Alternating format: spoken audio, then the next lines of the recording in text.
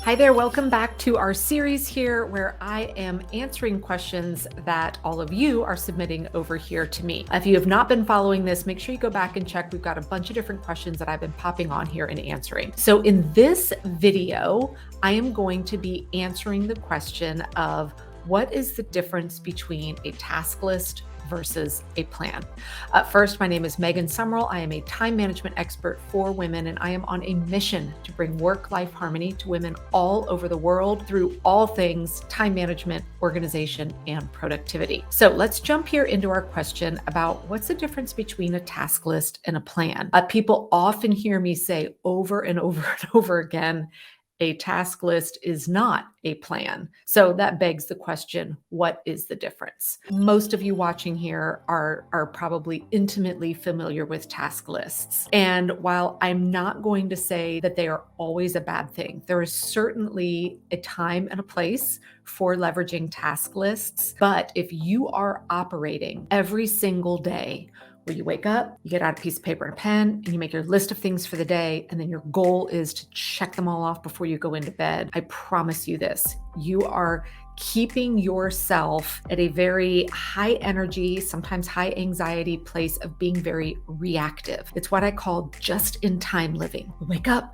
oh gosh, what do I need to get done today? And then we run like crazy to try and get it all done. Here are some things that are missing when we are operating from this task list mode of living, this just-in-time style of living. First off, when you sit down to create that task list for the day, what you're thinking of is what is in the frontmost part of your brain. So it may not even be the most important thing that you need to get done. For example, maybe you have just checked your email right before you're doing your task list and a request comes in that there's maybe some forms that you need to fill out. And because that's right there in the front of your mind, you put it on your task list. But that may not be, you may not even need to do that for maybe another 2 weeks, but you end up spending your time today doing it when something that could have been a better use of your time is now not happening. So it's very much on the forefront of your mind and it lacks intentional prioritization. Now, another thing that happens when we stay stuck in this task list mode of living is that I've never seen anyone when they create this daily task list that actually takes a step back and says,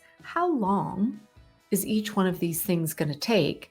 And is it even realistic for me to get this done today? They lack the actual estimates of how much time do you need to do this? And this is why people will collapse into bed at night, exhausted, and then feeling guilty because they didn't get everything done on their list, when the fact is there was no way they were going to be able to get it all done. They simply didn't have enough time in the day. Now, another trap that happens when we're working in this task list mode again is it often lacks efficiency.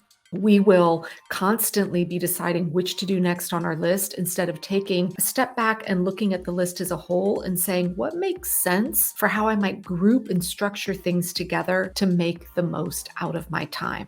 Now, there's one final thing that is most people don't realize is happening when we're operating in this task list mode. And it is that you end up experiencing decision fatigue at a micro level all day long. Now, what do I mean by that? I'm sure we have all experienced, feelings of decision fatigue, meaning we just get so tired of having to make choices about things. It's exhausting. Young kids definitely experience this as well. A lot of moms do. I know my dream day sometimes is for someone, just tell me where we're going for dinner. You make the choice. I'm exhausted from making decisions. Well, there's actual brain science behind this. One of the most taxing things that we can do to our brain is to ask it to make choices.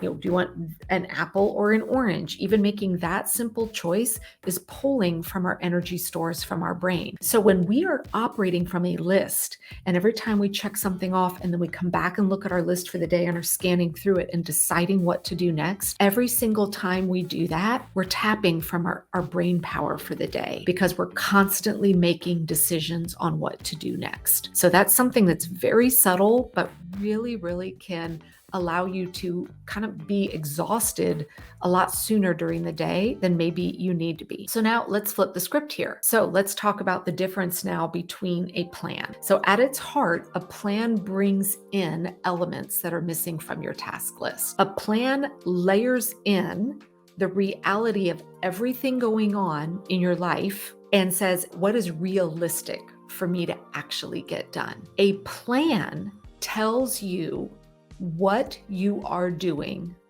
when you are doing it, and how long you are planning to spend doing it. All right. So it tells you what to do, when to do it, and for how long. Now, here's a difference again in creating the task list or plan. The task list is just rapid fire, right? We're just writing things down. Whereas when we create a plan, a true plan that tells you what, when, and for how long we're doing something, we can't just rapid fire that. We have to start taking a step back and saying, okay, how long does this take? Looking at my commitments for the day, when realistically am I going to get that done? What makes sense for figuring out what I can do today and the best way to get it done? Now, I just want to give you, I think, a very simple example that really illustrates these two things. Let's say I made a list of 9 different errands that needed to be run today, 9 different stores that you needed to go to, each one with something different to do. And I just listed it all out, and I would throw the list in front of you and say, okay, which one are you going to go do first? You look at it and you're going to pick something, you're going to go do it. Check that off. Now I say, okay, now what's the next one you're going to do? And you look around, I think I'll go there next. If you were to go run errands that way over the course of the day with just kind of picking one after the other from a long list, it is likely going to take you a lot longer than it needs to, because you might be driving back and forth, passing the same store more than once. You may end up driving more mileage than you need to. You may end up showing up at a store when it wasn't open yet, or you got there right after it closed. Now, instead, if you had a plan for your errands, you would list out everything that needed, all the places that you needed to go. Now you could layer in, all right, what else do I have going on today? Maybe I have a doctor's appointment, and on my way to the doctor's appointment, I pass 3 of those places. Well, now I can create a plan to say, you know what? I need about 5 minutes in each store.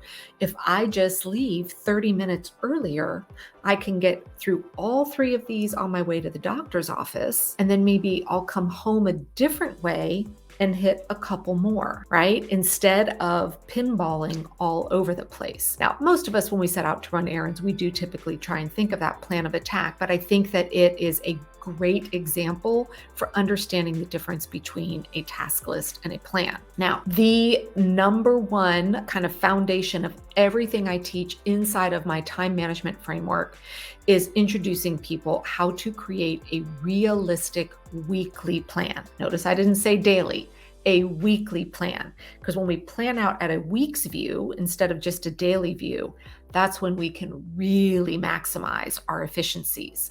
So if you want to see the basic 5-step weekly planning process, which is where I start all of my students, I would encourage you to go check out, I've got a step-by-step training inside of my app.